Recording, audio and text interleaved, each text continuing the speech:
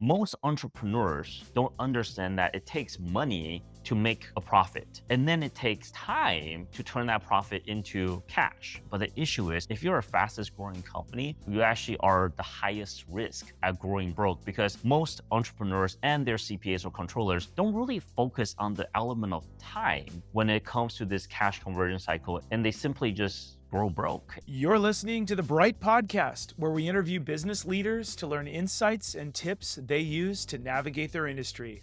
Now let's get back to the conversation. Hello, my name is Michael Hsu. I'm the founder and CEO of Deep Sky and CFO Club. We basically offer financial literacy or outsource CFO-ship to entrepreneurs, mostly in the United States. We are based all around the United States, but I'm currently living in Taipei, Taiwan for the last 4 years. It's great to have you here today. Welcome, Michael. Now, Michael, what's really unique to your organization, your industry? What makes you different?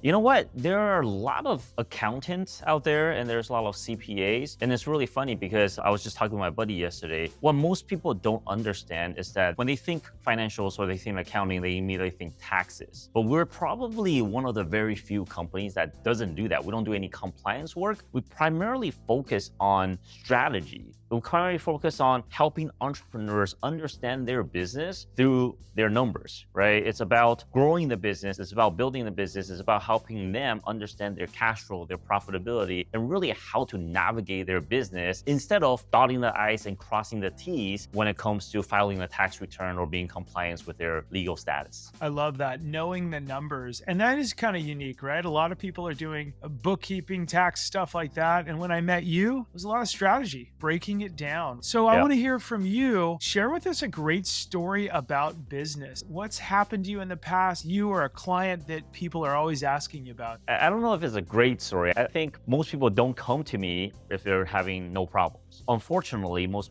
people come to me when it's way too late. But I do have this one client and they came to me early enough. So this client's founder, one of the founder, is this great social media sensation. Like he's super popular, super well known, and he's built businesses based off of his online presence and online brand. He started a new company. It grew from $0 to $10 million in a matter of months. And most entrepreneurs, when they see something like this, when they face something like this, they get super excited. But they came to me because they had no cash in the bank and they couldn't figure out why. And this phenomenon, we since started to call it growing broke. Right? Because most entrepreneurs don't understand that it takes money to make a profit. And then it takes time to turn that profit into cash, right? Most recently, the Inc. 500 or Inc. 5000, again, it got re-released and everybody's really excited. And we congratulate all these guys posting, hey, we're number 175 or 2000 on the Inc. 5000.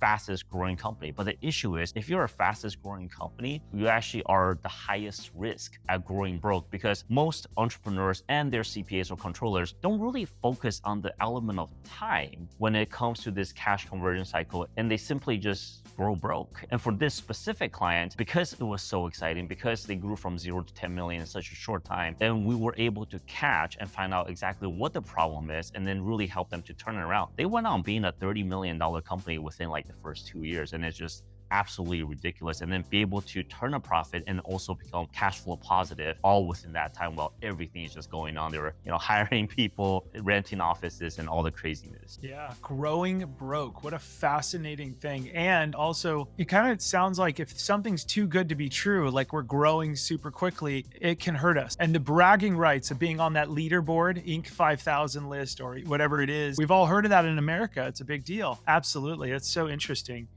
And you're at a great risk for doing that. So that's a good story. What's your favorite saying in your company that's relevant recently, whether it's internal on how you grow or manage your team or yourself, or a saying that you're always telling customers? A lot of my customers, because again, we're in the financial space, they ask me, or they say things like, I can't afford it, or they say things that this is too expensive. And my saying, the saying that I always have to say to them, and I say to my internal staff as well, is the most expensive things are the things that doesn't work. It's not a dollar amount. It's not a percentage of your revenue. These are the things that you spend. If you look on your profit and loss statement and you look at it and you either ask the question is, who's using this, or are we using this, or is it working? So many of us make the mistake of thinking that $500 is a lot cheaper than something that is $5,000. Well, the issue is if the $500 thing doesn't work, let's say, if it's a marketing agency that doesn't work, right? That doesn't bring you revenue. If it's an accounting department that doesn't help you understand your financials. If it's a sales guy that's not bringing you new sales.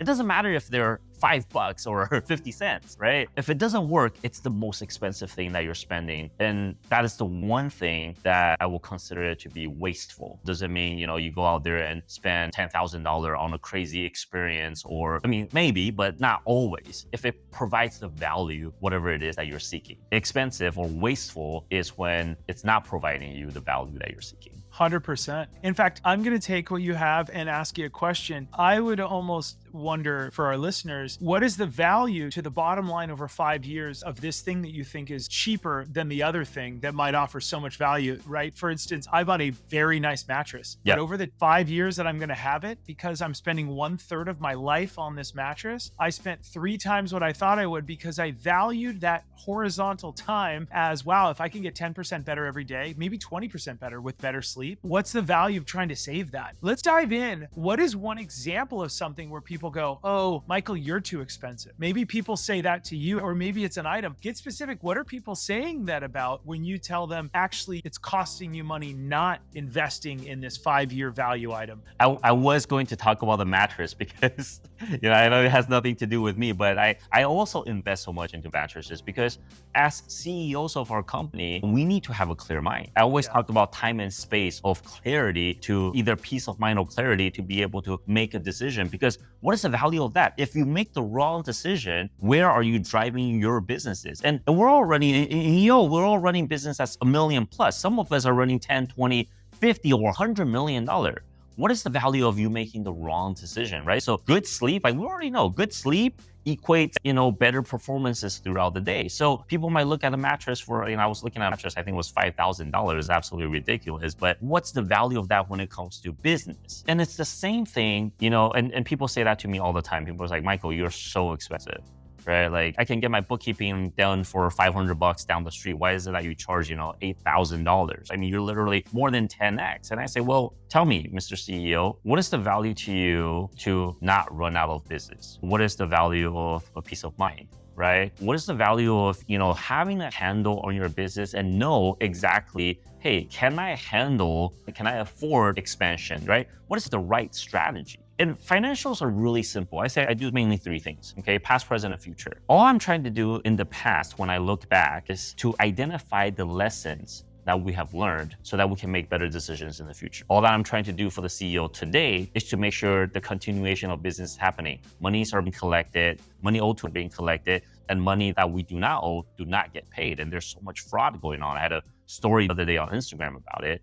And then the final thing is look into the future. Where are we in this next 30, 60, 90 days? Where will we be if we implement, the strategy 6 months from now, 12 months from now? How do we look ahead and around corners so we ensure that we're successful, so that we ensure we have that extra set of eyes to double check and make sure that the strategy that we're implementing are going to work. What we do is very simple, but I'd say it's pretty important. Yeah, so true. I really like what we're talking about when it comes down to, there's 2 things I always see is the time value of money as well. And I know you're talking about making the wrong decision, but I know for me, and I'll speak for my failures, there's been times when I go, I'll make that decision in 6 months because I'm worrying about the $500 versus the $5,000.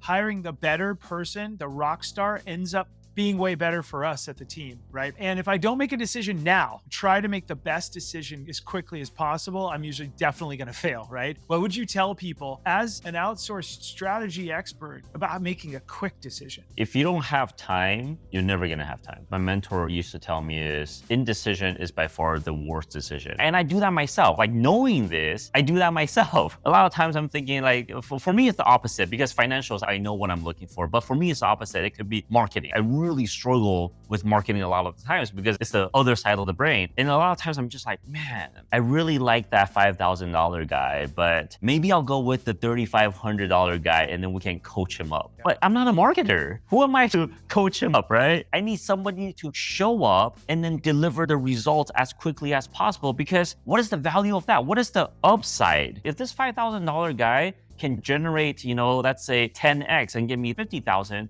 who cares? Who cares about the $5,000, right? If you tell me, hey, both of them perform well, they're both 10x. The $3,500 guy is 35,000 you're going to get guaranteed. The $5,000 guy is 50,000 you're going to get guaranteed. I think all of us would choose the $5,000 guy, but it's the fear of, oh man, what if it doesn't work? Maybe we can save a little here. And that indecision, that lack of speed is what kills most businesses, because you're just bleeding out chips. You're just bleeding out money. Every dollar that we have are like bullets that we're firing, trying to achieve our goal. And the longer you take, the slower you are. You can't navigate fast enough. The world is moving so fast. You got to be on top of it and you just got to be, moving things forward. I think it makes more sense if you make a decision and then have systems in place to measure it. Like one of our brands is called Measuring and Hacking, right? Measure and hack. And then make a decision to change within 3 months or within 6 months, rather than, man, is this the right decision? Yeah, I couldn't agree more with you. Picking the right person. If I were to speak from past failures, if I hired a PR firm, which we do it all in-house now because we reverse engineered it, put us on the news a lot for my company. We've been on the news 29 times. One of them were from a PR firm. I do see a lot of people pull the trigger on a PR firm too quick. No offense to our PR firms that watch this, because they get all emotional about, oh, they're going to be great. I'm so excited. They don't quantify it, measure it. So that's my only caveat, though, our listeners right now. If you're going to hire somebody that's feel good, quantify it, measure it. How many speeches you're going to give me? How many TV or press opportunities? Quantify the heck out of that to where you're almost going to upset the PR firm and then go further. Trust me, I've done it. I've wasted a lot of money. You've seen everybody waste money, Michael, on that. And I love PR firms. I love the PR idea. I'm a marketer myself. Okay, let's dive into the next thing. How much of your client's success do you attribute to luck versus hard work? I say both. I say every single one of my clients that are successful work extremely hard. These are entrepreneurs that get up every day. They're excited. They're having a vision. They're, turning that vision into a plan, and they're executing day in and out and always learning. But I think I will agree that every real amazing entrepreneurs, I met this one entrepreneur. He wasn't a client, but he was more like a mentor. He sold 7 companies. He basically started companies and then sell them, started a company and sell them, sold 7 companies to Oracle. That's his MO in his entire career, right? He just built companies and then sold to Oracle. He was building a new business at that time, and we're talking in talks of picking him up as a client. And I was like, man, I'm so excited for you. Like, you're gonna be awesome. This is like gonna be the 8th company that you sell. And he just did this. He went, I was like, what is that?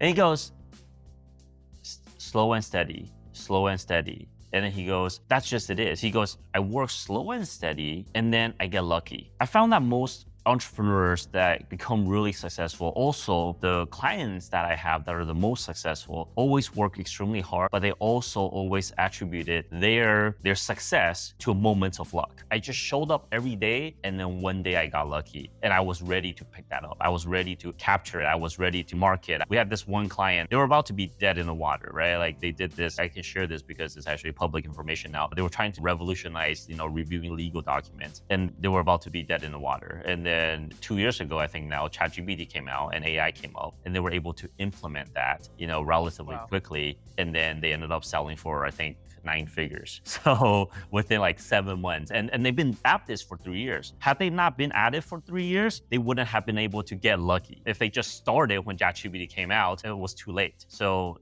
were they lucky or were they hardworking? I say both. Yeah, and they created their own luck. They put a lot of the effort, the foundation in, and the industry caught up to them. Really neat.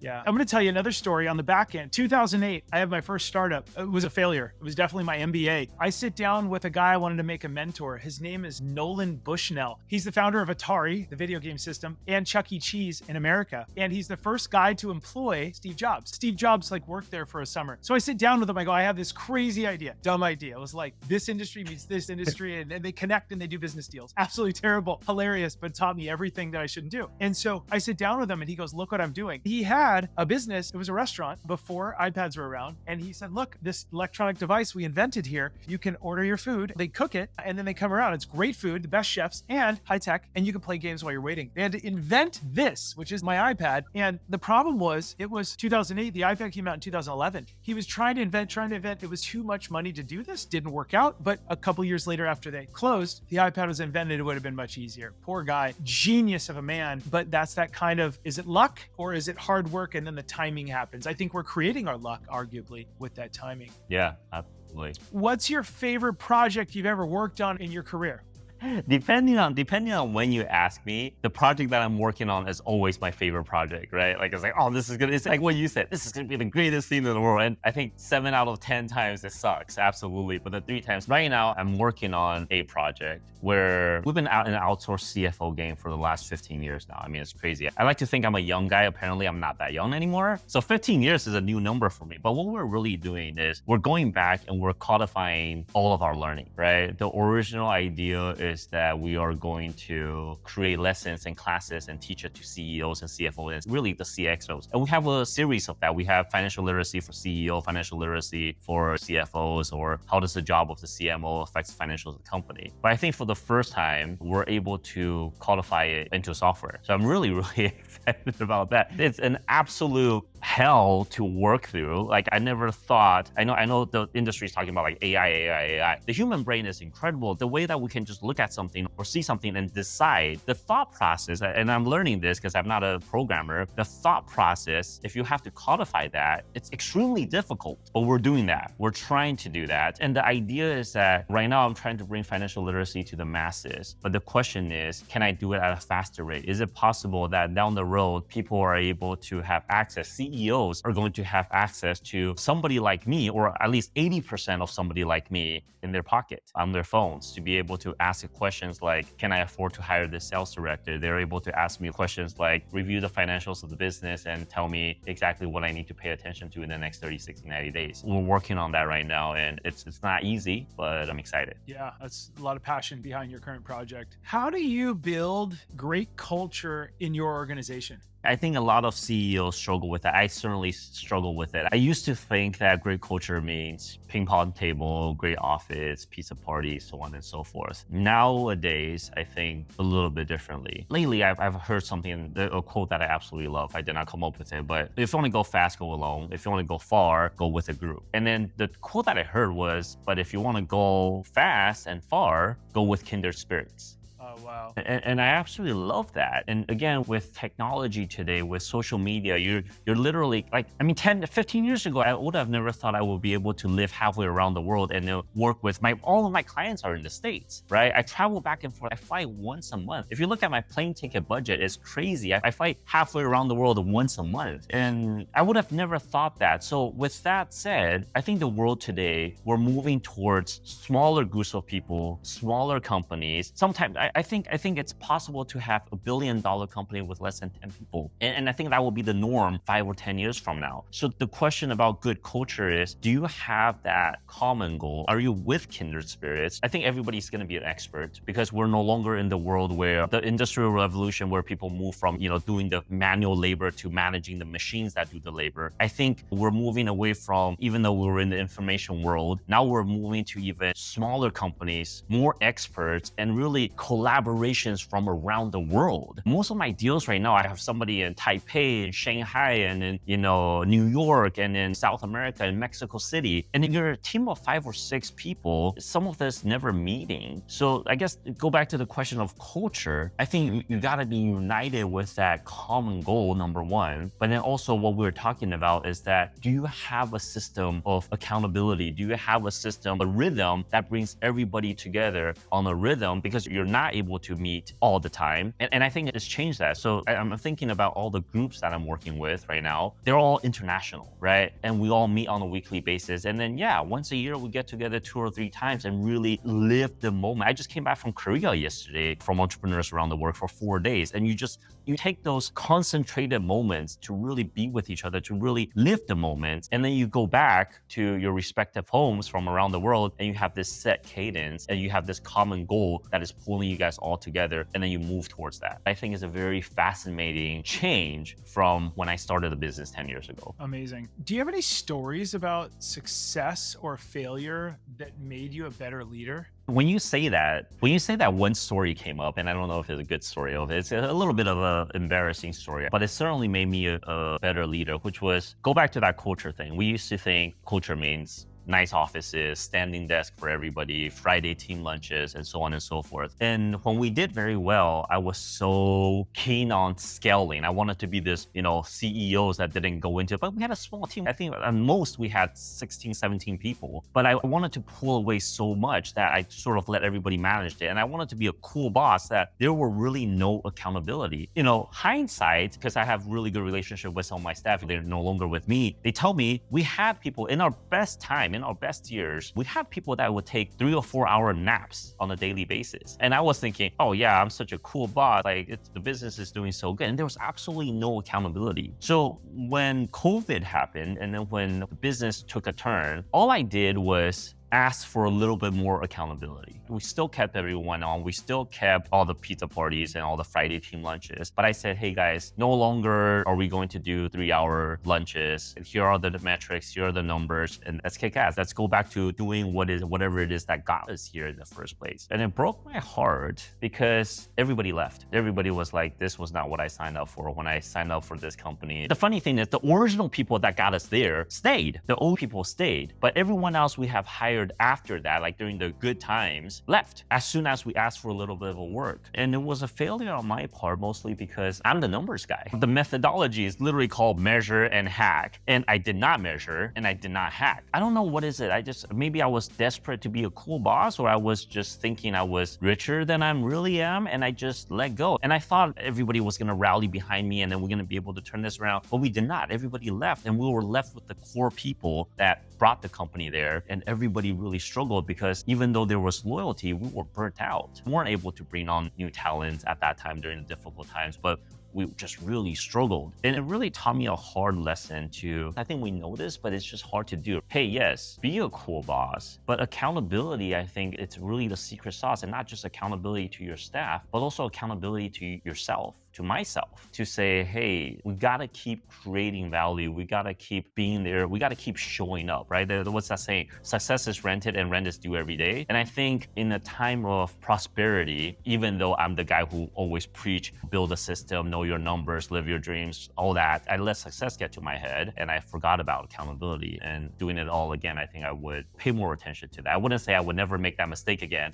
but I would for sure pay more attention this time around. Yeah, we're similar in that. I totally hear you. I've been going through that for a little while too. We don't want to be too hard on people, and I get it. And that's good. That means you're probably a little bit of a nice guy that has to tone it more towards being a little hard. I'm speaking for myself. Probably a little bit on the nice side. I got to bring it back to a 5 instead of a 9 on the nice. And I got to be honest, the more I'm holding people to account, they also like me even more. They're like, oh, good, we were just looking for direction. And it doesn't mean for all of our listeners, maybe you're not on that nice side. Maybe you're nothing like what Michael and I, or I'm just going to speak for myself where I'm at, but definitely we tend to lean one side or the other, maybe, and going more towards the middle, or having a counterpart that can do that with you too. That's what I have. Okay, let's talk about one last question I have for you. What's your meeting cadence with your team?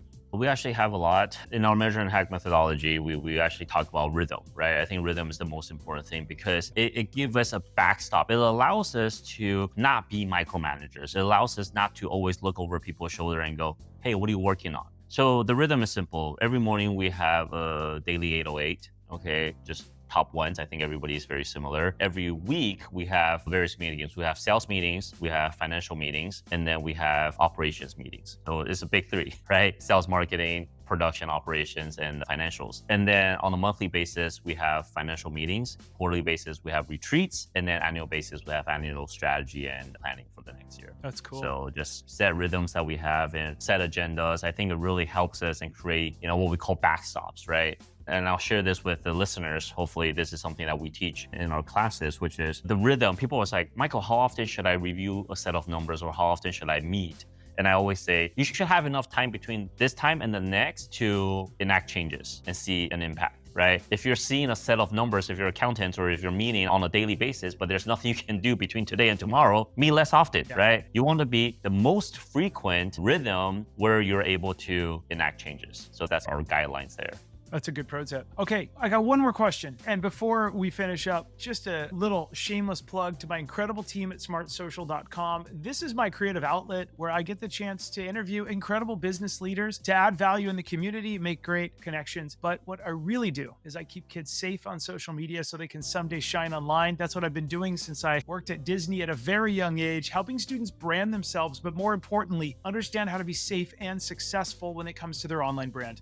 Teaching them how to be little marketers and making sure they're not chatting with inappropriate people along the way. Thank you to the hundreds of school districts in the States, all over the country, in 29 different states that are using our resources. We build out their social media for them. We write their newsletters. We host 54 plus social media safety nights virtually, so people all over the country and sometimes in Australia join us on my safety nights. I used to fly across the country, Michael. Now we deliver it through Zoom and parents are watching little clips of it. They're coming in live. We've really changed the whole industry and I'm so grateful to our dozen team members. Shout out to you all. I sponsor this podcast myself, so they are the people that I'm going to give the shout out to. All right, let's dive back on into this. Michael, now I want to dive into your best pro tip. And that means it's a tip, it's practical, it's tactical. Most people think about it this way, and I want to tell them you need to start thinking about it this way, whatever that is in your industry. So I see thousands of financials, and there are really two axes when it comes to the money equation for businesses. But most CEOs, and even I would say 99% of accountants out there, they focus on one, which is the profitability axis. And they don't even do that perfectly. They don't even understand that. They think it's how you perform in the month of June or how you perform in the month of July. And then they're like, this is how much money I made, this is how much I spent, here's my profitability. They understand that, I say 60%. But nobody, and I would say 90% of accountants don't even talk about this, nobody ever talk about the other axis, which is the element of time.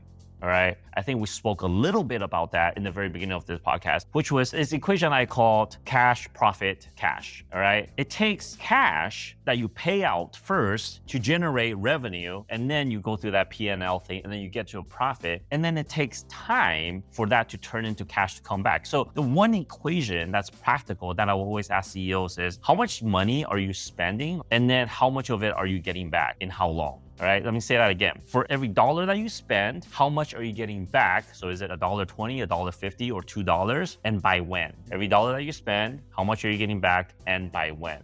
And I think that is the one equation that nobody is talking about. But if you can figure it out, you can almost reverse it, right? What we call the negative cash flow. You can reverse it. You can borrow money. You can have somebody else pay for that money, get paid, and then pay people. But most people don't do that. Most people are on the opposite spectrum. And that's putting so many people out of business. And especially relevant today because I'm looking at the Q4 forecast and it's not looking good. Everything is taking longer sales cycle, longer payment cycle, longer everything. And people are just not equipped. Sure, the market is still high, but that's pretty much sucked up into the Magnificent Seven and the top guys. For most small, medium business, most small SME entrepreneurs, it's like winter's coming and you gotta be well equipped. You gotta know now more than ever, you gotta pay attention to your financials, your numbers. If you don't have somebody on your team, find somebody. But if you can afford to find somebody, and again, we've talked about affordability, at least know this tip. Look at your financials, talk to whoever it is that you get to talk to. I don't care if you have a CFO, controller, or your business partner, or your husband and wife, or your pet, but think through it. For every dollar that I spent today, how much of it am I getting back and by when? And then if you really figure that out, for 15 years I worked on this, look at hundreds of companies, if not thousands. That is the one thing that I've distilled. Everything I do boils down to this one equation: cash, profit, cash. Yeah, great timeline. That's pretty cool. One of my favorite public speakers that you and I know, and we've hung out in the same room with him, his name is Michael Hsu. He says something on stage that's just brilliant. And I think this is an EO thing. I think this comes from EOA, the accelerator in entrepreneur organization, which we love. And it's panic sooner. Ah, I love that. I got goosebumps just listening to that. Yeah. We've all been in that. We're just like, yeah, it'll be fine. You got 3 months of runway. You got 2 months of runway. Panic sooner. What happens? That's oxygen. What are you going to do when you're down to 10% oxygen? Can we figure out how to find more so so that you're not waking up at 3 a.m. And I'll tell you this because Michael Hsu is my mentor for 10 years now, and he's also a client. And he doesn't just say that on stage, he performs that. And a lot of times, even some of our CFOs that work with him will get so excited and they go, "Oh my God, Mr. Hsu, you're doing so good." And he's always, again, same thing like that entrepreneur, right? He goes, "What about this? We're looking at this 12 months from now, 15 months from now." And it's just absolutely incredible. You see why successful entrepreneurs are successful entrepreneurs. They never take anything for granted. They never let anything get to their head. And then, like he said, they panic sooner. And again, you don't want to think about what to do when you're 50 feet underwater. I dive, so you don't want to think about what to do when you're 50 feet underwater and your oxygen tank is at 5%. That's not when you think about it. You think about it before you get into the water so you know how to navigate, right? And it's also, I have some military friends, you don't make decisions when bullets are flying past your head, right? You've already seen this scenario, you already practiced, drilled 1,000 times before you go into the battlefield. And a lot of my friends are pilots. When you're flying a little tiny Cessna anywhere, if that engine fails right now, where will I land this plane? What am I going to do? And that unfortunately means if COVID were to hit tomorrow, hypothetically, what would I do to consolidate this amazing team so we're focused? And it really comes full circle to how do you build a great organization? We asked you in the very, very beginning, like, how do you get people on the same page? And I love your phrase, just to end on this. I love what you said. You can go, if you want to go fast, go alone. If you want to go far, go as a team. You put those two together. If you want to go fast and far, surround yourself with kindred spirits. Absolutely love that phrase. I think that actually, when we got on this podcast earlier, I was going alone. I was doing a project for the rest of the team and I should have brought them in. And I was frazzled when I first saw you. And you're like, "Do you want to do it?" And I think that's a good example is when we're doing it ourselves, we're not going to go far with it, which I love. Hey, Michael, thanks so much for joining us today. No, this was super fun. I'm so excited. Thanks for having me. Yeah, this was great. For all the rest of you listeners, you can learn more at MediaLeaders.com, where we celebrate the Bright podcast, business, real estate, innovation, growth, and especially my favorite, high tech. Live from Los Angeles, California, I'm here. And as the title of my book says, always remember to keep it light, bright, and polite online because our kids are watching what we're doing online. We'll see all of you on the next episode. Have a great rest of the day. Thank you. Thank you for listening to the Bright Podcast, where we interview experts on business, real estate, innovation, growth, and high tech to talk about their leadership skills and tactics in their industry. As always, keep it light, bright, and polite because others will see what we're doing online. Have a great rest of the day, and we'll see you on the next episode.